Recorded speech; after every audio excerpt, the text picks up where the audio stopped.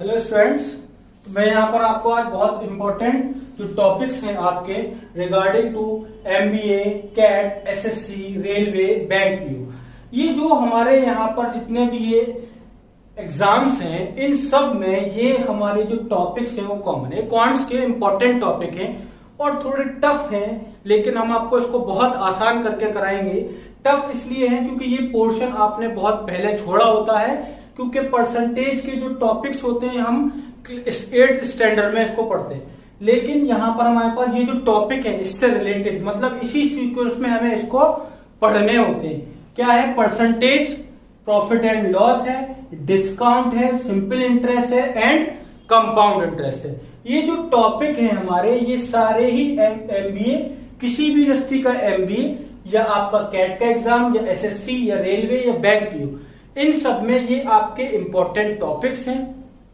ये आपको टफ लगते हैं क्योंकि इसमें कैलकुलेशन कुछ ज्यादा है और बिल्कुल बहुत पीछे छूटा हुआ आपका टॉपिक है, लेकिन हम इसको आपको बिल्कुल सिंपल करके यहाँ पर कराएंगे। ये टॉपिक है percentage, profit and loss, discount, simple interest and compound interest. तो इसको पढ़ने से पहले सबसे पहले जब मैं परसेंटेज की बात करूंगा तो परसेंटेज के सबसे पहले आपके कुछ बेसिक रूल्स हैं जो आपको अपनी कैलकुलेशन को आसान करने के लिए याद रखने हैं। बहुत ही सिंपल बात है। जैसे कुछ क्विक रिजल्ट्स हैं कि 5% ऑफ अ नंबर, किसी नंबर का अगर मुझे 5% निकालना है तो मैं नंबर मल्टीप्लाई बाई 5% ओवर 100 ये सब नहीं करूंगा। मैं क्या करूंगा, उस नंबर को लूंगा और 20 से डिवाइड कर दूंगा तो उस नंबर का 5% पार्ट मेरे पास आ जाएगा।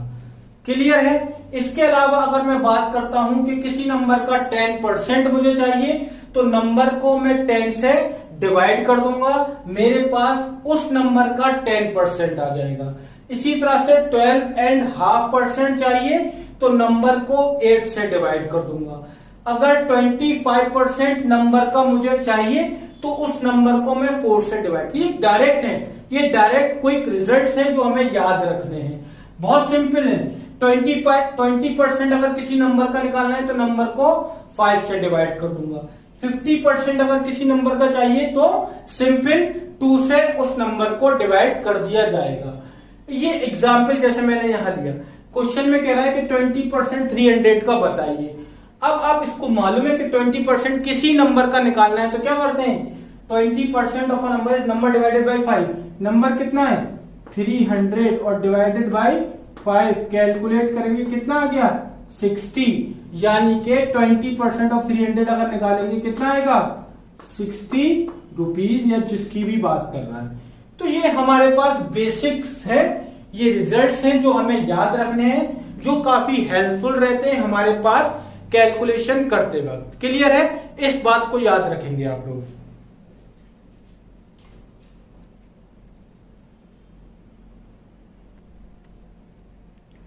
तो अब जैसे हम यहां पर बात करेंगे कि conversion of percentage into fraction, मतलब अगर आपके पास कोई टर्म है जो परसेंटेज में आपको दे रखी है और उस परसेंटेज को हटाकर आपको फ्रैक्शन में उस नंबर को लाना है। इसके लिए प्रोसेस ये होता है कि जैसे x% कह रहा है कि एक्सप्रेस x% इनटू फ्रैक्शन, तो x परसेंट है, जब परसेंटेज हटेगा तो 100 से वो नंबर डिवाइड हो जाएगा, तो x परसेंटेज किस में चली गई, फ्रैक्शन में। अब जैसे एक एग्जांपल लिया मैंने, एक्सप्रेस 25% इन फ्रैक्शन, तो 25% को फ्रैक्शन में लाना था तो 25% हटेगा 100 आ जाएगा। कैलकुलेट करेंगे, रिड्यूस करेंगे, 25 1 जा 25, 25 4 जा 100, दैट इज 1/4। तो 25% को मैंने फ्रैक्शन में कन्वर्ट करके लिख दिया। इसके बाद अब कह रहा है कि express fraction x upon Y into percentage. x upon Y से अब परसेंटेज में जाना है, यानी कि फ्रैक्शन से अब परसेंटेज में जाना है। तो परसेंटेज से फ्रैक्शन में आने के लिए डिवाइडेड बाई 100 और फ्रैक्शन से परसेंटेज में जाने के लिए मल्टीप्लाई बाई 100। क्लियर? अब क्वेश्चन है कन्वर्ट 3/8 इंटू परसेंट, तो 3/8 को 100 से मल्टीप्लाई किया, 4 से, 4 2 से 8, 4 25 से 100, 25 इंटू 3 75.2%। तो 3/8 फ्रैक्शन परसेंटेज में कन्वर्ट आपकी हो जाती है। तो इस तरह से परसेंटेज फ्रैक्शन में कन्वर्ट हो जाती है। अब इसके कुछ बेसिक क्वेश्चन पर आते हैं। देखिए क्वेश्चन हम यहां पर करते हैं। तो क्वेश्चन ये है कि 10% of A is equal to 12% of B. A का 10% जो पार्ट है वो बी के 12% पार्ट के बराबर है। आपको बताना है देन 15% ऑफ ए का 15% part is equal to what percent of B. A का 15% पार्ट बी के कितने परसेंट पार्ट के बराबर होगा, ये आपको बताना। तो देखिए लेट यहां पर एक जो गिवन है वो मैं लिख देता हूं कि 10% ऑफ ए वो बराबर है आपका किसके 12% ऑफ बी के।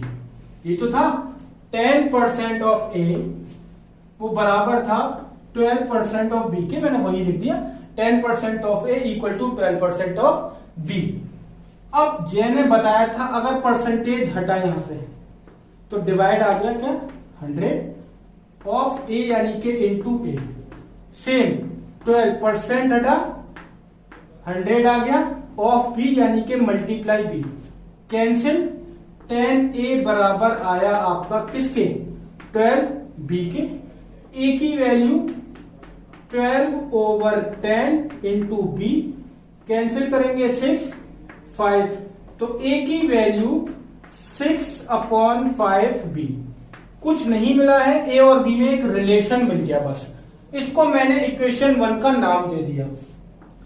आगे जो मुझे चाहिए वो मैं लिखता हूं 15% ऑफ ए। इसने कहा था कि 15% ऑफ ए ठीक है इज इक्वल टू लगा दिया what percent of B. What percent मैं क्या मानता हूं कि 15% ऑफ ए जो है वो x% ऑफ बी के बराबर होगा।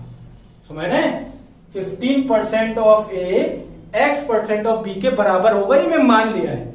x मुझे नहीं मालूम, यही मुझे कैलकुलेट करना है, यही तो करना है क्योंकि क्वेश्चन में कहा है कि 15% ए का 15% पार्ट बी के कितने परसेंट पार्ट के बराबर होगा। तो मैंने मान लिया कि x% पार्ट के बराबर होगा। अब x क्या है ये मुझे निकालना है।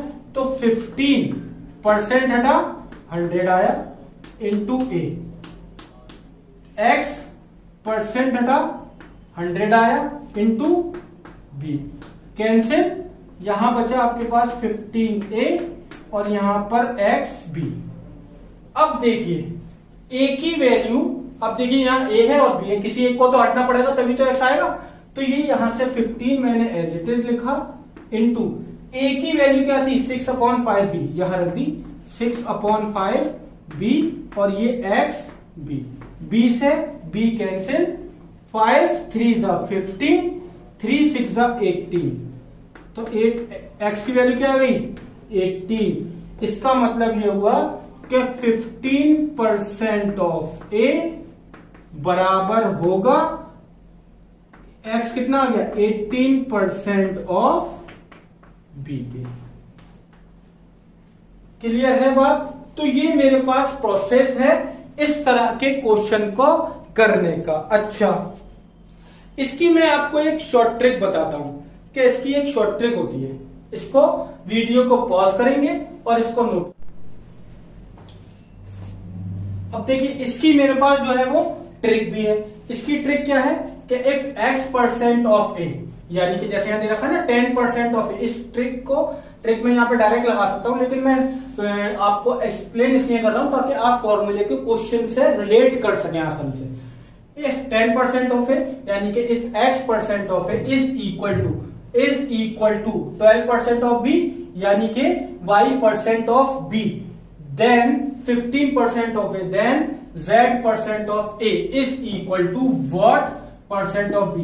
तो z% ऑफ ए इतनी परसेंट ऑफ बी के बराबर होगी। ये है हमारा फॉर्मूला।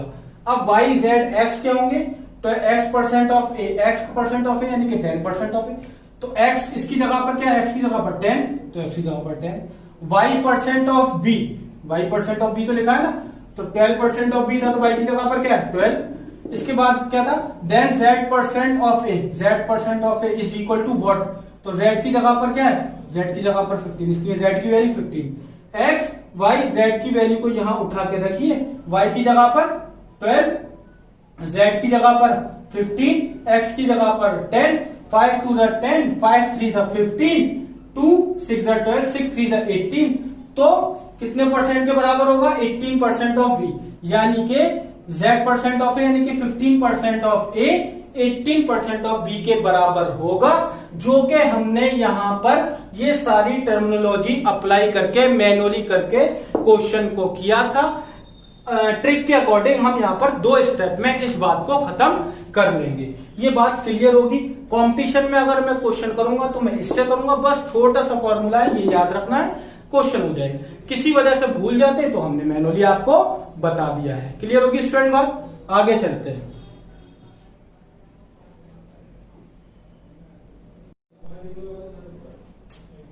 अब देखिए एक क्वेश्चन आपके पास कुछ ये है, बहुत अच्छा क्वेश्चन है, बहुत बार कई कंपटीशन में आपको मिलेगा ये। If income of Vandana is 25% more than that of Aarti. 2 लोग हैं, एक वंदना की बात की जा रही है, एक आरती की। तो कह रहे हैं कि वंदना की जो इनकम है वो 25% ज्यादा है किससे, आरती से। एक वंदना की बात की जा रही है, आरती की बात की जा रही है। तो वंदना की इनकम 25% ज्यादा है आरती से। कितनी ज्यादा है, 25%। आगे कह रहे हैं then income of Aarti is how much percent less than that of Vandana.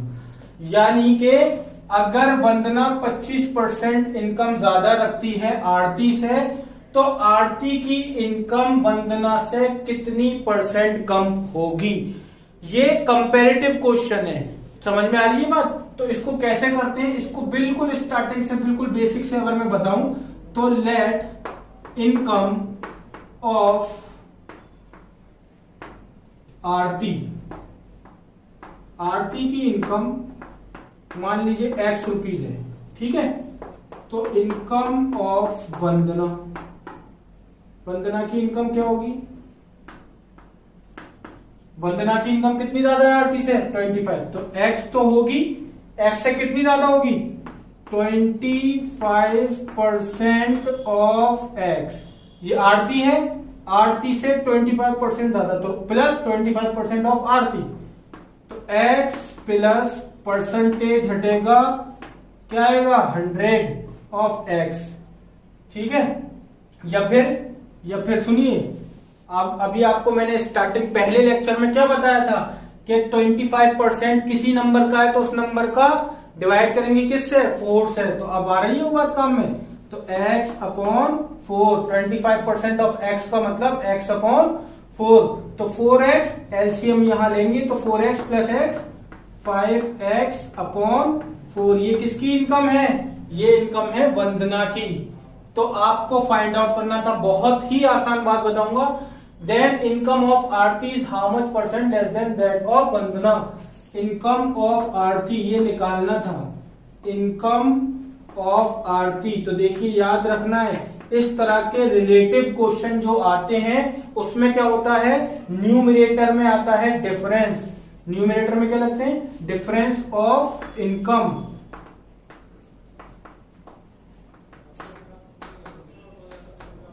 Divided by income of, किसकी इनकम रखेंगे, डिफरेंस ऑफ इनकम तो न्यूमरेटर में। और किसकी बात की गई है, Aarti is how much percent less than that of Vandana. Aarti को किससे रिलेट कर रहे हैं, वंदना से। तो इनकम ऑफ वंदना ये आ जाएगा। तो डिफरेंस का मतलब आप सभी लोग जानते होंगे, डिफरेंस का मतलब होता है ज्यादा वैल्यू से कम को माइनस करना। ज्यादा क्या है, वंदना की इनकम ज्यादा है, ऑब्वियस है, क्वेश्चन में भी कहा है। लेकिन वंदना की इनकम है कितनी, वंदना की इनकम है 5x अपॉन 4 माइनस आरती की इनकम x अपॉन वंदना की इनकम फिर रखेंगे 5x अपॉन 4। यहां एलसीएम लेंगे, एलसीएम कितना आएगा, 4 1 का 4, 5x as it is minus ये हो जाएगा 4x और यहां पर 5x अपॉन 4। 5 माइनस 4 कितना बचेगा, यहां बचेगा x अपॉन 4 और यहां पर सेम वैल्यू है 5x अपॉन 4, 4 से 4 कैंसिल, इस x से ये x कैंसिल और इसके मल्टीप्लाई में यहाँ पर सॉरी क्या चलता है 100, यहाँ पर क्या लेके चलेंगे क्योंकि परसेंटेज में निकालना है तो 100 है यहाँ पर, तो कितना बचा, यहाँ बचा 1 और यहाँ बचा 5, तो 1/5 इंटू 100 कैंसिल करेंगे कितना आ गया 20%। इसका मतलब क्या हुआ, इसका मतलब ये हुआ कि income of Aarti is 20% less than that of Vandana. Clear है बात, ये मेरा मैनुअल तरीका था। मैंने इनकम ऑफ आरती को लेट किया x क्योंकि वंदना 25% ज्यादा थी इसलिए यहां पर 25% ऐड किया। ये वंदना की इनकम मैंने x की फॉर्म में लिख दी। तो जब मुझसे क्वेश्चन में इस तरह का कहा जाएगा तो हमेशा एक बात याद रखनी है कि अगर आपसे क्वेश्चन पूछा गया है कि income of Vandana 25% more then है आरती से, तो आरती की इनकम कितनी कम होगी वंदना से, तो आपने क्या करना है, इनकम ऑफ आरती कितनी कम होगी, यहां हमेशा डिफरेंस, हमेशा डिफरेंस। और इनकम ऑफ वंदना का मतलब वंदना की इनकम क्यों रखी, क्योंकि आरती को किससे रिलेट किया गया था कि वंदना से कितनी कम होगी, तो डिफरेंस अपॉन इनकम यहां पर कैलकुलेट करेंगे, या कितना आ गया 20% आ गया ये आपका। तो 20% इनकम कम होगी वंदना की, वंदना से किसकी, आरती की। इसकी मैं ट्रिक बताता हूं आपको।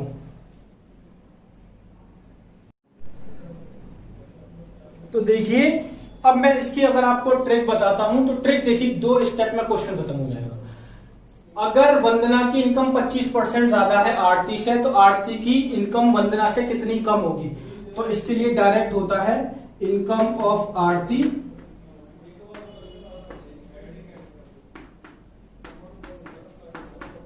Is equal to a upon 100 plus a upon 100 plus a into 100 A का मतलब कितनी परसेंट ज्यादा थी या कम थी, अभी बताऊंगा उसके बारे में। ए का मतलब यहां पर वंदना की इनकम कितनी ज्यादा थी 25, तो ए की जगह पर 25, 100 प्लस ए की जगह पर 25 अपॉन सॉरी इंटू 100, तो ये कितना होगा 25 अपॉन 125 इंटू 100। कैलकुलेट अगर इसको करेंगे तो 25 से 5 टाइम कैंसिल होगा और 5 से ये 20 टाइम कैंसिल होगा, कितना आ गया 20%। यही निकाला था, इतना सारा काम करके लेट किया था, कैलकुलेट किया था, तब जाके आंसर आया था आपका 20%। यहां हमने एक सिंपल बेसिक फॉर्मूला अप्लाई किया, a upon 100 plus a, answer आ गया 20%। तो ये ट्रिक है हमारी।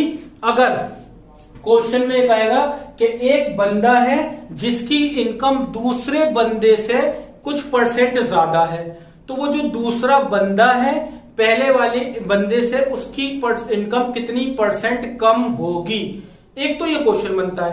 अब अगर मैं ये कह दूं कि वंदना की इनकम 25%, वंदना की इनकम जो है 25% कम है, 25% less than that of Aarti, clear है, then income of Aarti is how much percent more than that of Vandana. बिल्कुल क्वेश्चन बदल गया। अब वंदना की इनकम आरती से 25% कम है, तो अब आरती की इनकम वंदना से कितनी ज्यादा होगी, बदल गया क्वेश्चन, बिल्कुल टर्मिनोलॉजी चेंज हो गई। अभी आपने क्वेश्चन में ये लगाया था, अब अगर आप लगाएंगे, मैं डायरेक्ट ट्रिक बता रहा हूं, तो आप क्या करेंगे, आप ये नोट कर लीजिएगा वीडियो पॉज करके। अब आप यहां पे जो लगाएंगे, यहां ये करेंगे, पहले a अपॉन 100 माइनस a था, अब हो जाएगा a upon 100 minus a into 100, क्या हो जाएगा a upon 100 minus a into 100। तो अब देखिए आरती की इनकम अब कितनी होगी, a यानी कि 25 और ये 100 माइनस a यानी 25 इंटू 100 यानी के 25 अपॉन 75 इंटू 100, 25 से 3 टाइम कैंसिल और ये आ गया आपके पास 100/3 इसको अगर आप मिक्स फ्रैक्शन में लिखेंगे, इसको अगर आप मिक्स फ्रैक्शन में लिखेंगे तो कितना होगा 33 होल 1/3%, यानी कि ये हो जाएगा आपका आंसर। मतलब आरती की इनकम वंदना से 33 होल 1/3% ज्यादा होगी। तो अगर कंपैरिजन किया गया है कि कितनी ज्यादा होगी तो A/100 माइनस ए, और अगर कंपैरिजन किया गया है कि ए की इनकम बी से कितनी कम होगी तो A/100 प्लस ए। बहुत ही इंपॉर्टेंट टॉपिक है। कमेंट करेंगे अगर किसी की समझ में नहीं आया हो, दोबारा बता देंगे इसको, लेकिन बहुत इंपॉर्टेंट है, कंपटीशन में आपके पूछा जाता है। क्लियर है बात?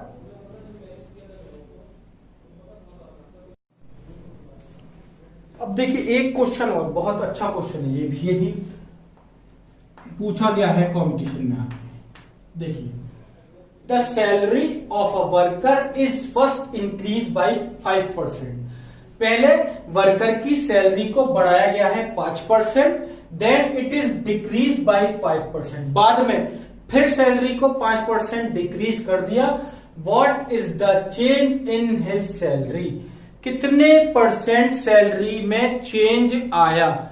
मतलब जैसे मेरी सैलरी अभी 2000 है, ठीक है, अभी मेरी सैलरी में 5% इंक्रीमेंट हो गया, बढ़ गई सैलरी, उसके कुछ दिन बाद फिर डिक्रीमेंट हो गया।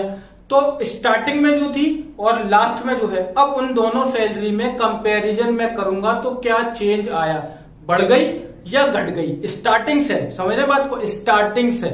तो मैं क्या करता हूं, लेट इनिशियली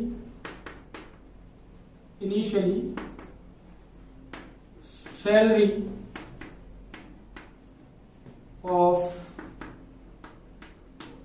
वर्कर एक्स कितनी है, एक्स रुपीज है स्टार्टिंग में।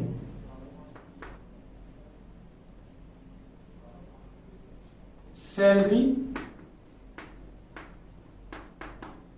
Increased by how much, 5%। कितना इंक्रीज होता है, इंक्रीज बाय 5%। तो x प्लस 5% ऑफ x, यानी बढ़ गई भाई।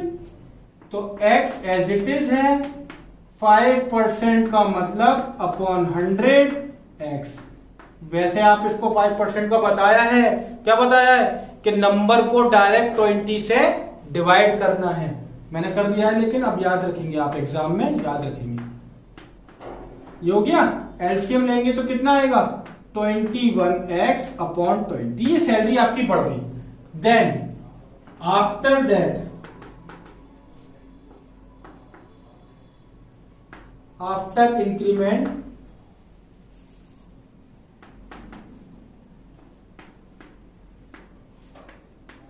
अगेन डिक्रीज्ड बाय, इंक्रीमेंट के बाद फिर डिक्रीज होती है। अब डिक्रीज कहां होगी, इसमें डिक्रीज हुई है।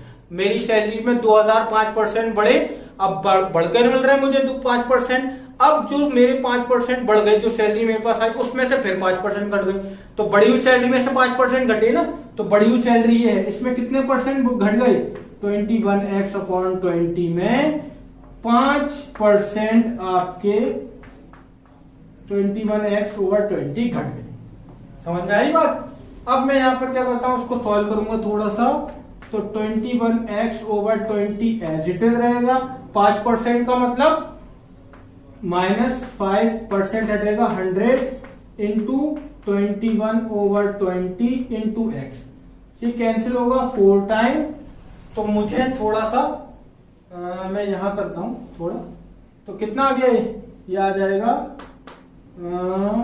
21x over 20 minus 21x, 100 into 4, 400। LCM में यहां लूंगा, कितना आ रहा है 400, कैंसिल होगा 20 और ये 20 से मल्टीप्लाई होगा, ये हो जाएगा 420x माइनस, और ये आपका 21x आएगा। कितना आ गया यहां से 420 माइनस 21, कितना बचेगा, यहां बचेगा आपका 399x ओवर 400। मतलब मेरे जो सैलरी हो गई, अब फाइनली मेरी सैलरी ये है। स्टार्टिंग में मेरी x थी सैलरी, अब मेरी सैलरी ये है। समझ में आ गई बात? वीडियो पॉज करिएगा क्योंकि हमें रब करना है आगे क्वेश्चन को सॉल्व करने के लिए। नोट कर लीजिएगा आप, है ना।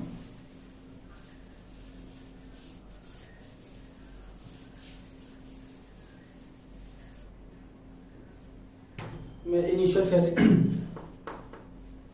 ओरिजिनल सैलरी लिख देता हूं। ओरिजिनल सैलरी एक्स थी, final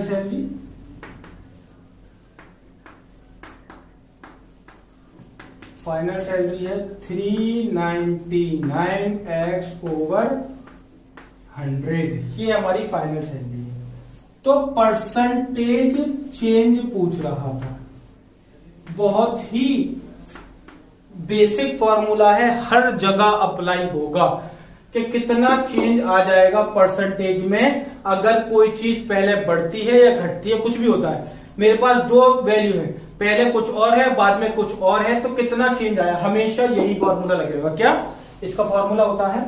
new minus old over old into 100। Starting मतलब नया, फाइनल क्या है, सब स्टार्टिंग में क्या था, ओल्ड क्या था, अपॉन ओल्ड इंटू 100। देखिए न्यू यानी कि क्या थी, न्यू है आपकी यही तो है फाइनल, तो ये आपकी है 399x ओवर 400 माइनस ओल्ड यानी कि स्टार्टिंग में क्या थी, x ओवर x इंटू 100। आप इसको कैलकुलेट करेंगे और दादा, तो यहां से एलसीएम आप लीजिए यहां पर, तो कितना आएगा 399 माइनस 400, यह आएगा आपका 399x माइनस 400x, और ये 400 से ये x मल्टीप्लाई होगा तो ये हो जाएगा 400x, और यहां आपका ये 100।